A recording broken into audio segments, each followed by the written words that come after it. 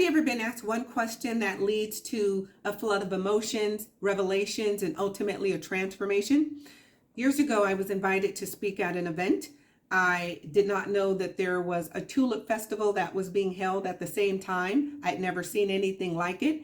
As I am being driven to my hotel, conversing with my host, I'm looking at the window. My host notices and asked if I wanted to walk through the tulips. My first response, you already know, it was no.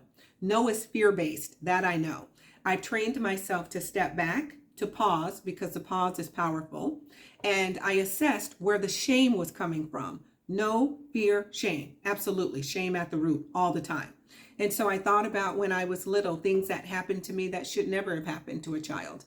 I thought about when I was a young adult and I was strung out on the streets living homeless, the things I did to stay out there. And so now, years later, I'm at this event to speak about healing of all things.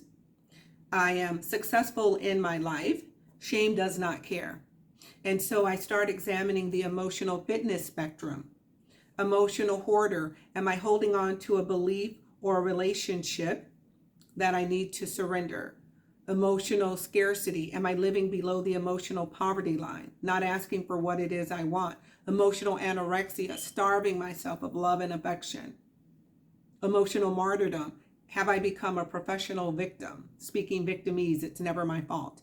Or emotional profiteer, exploiting the love of those because I don't know how to show up in a healthy reciprocal manner. And at one time, I, of course, have lived all of that spectrum. And in that moment, there's a decision to be made. Transformation cannot happen through talking. Transformation happens through doing. I said, yes, I want to walk through the tulips.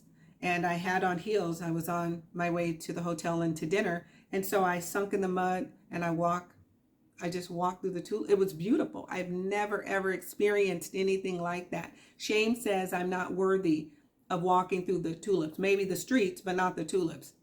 So how do you become? You become by doing.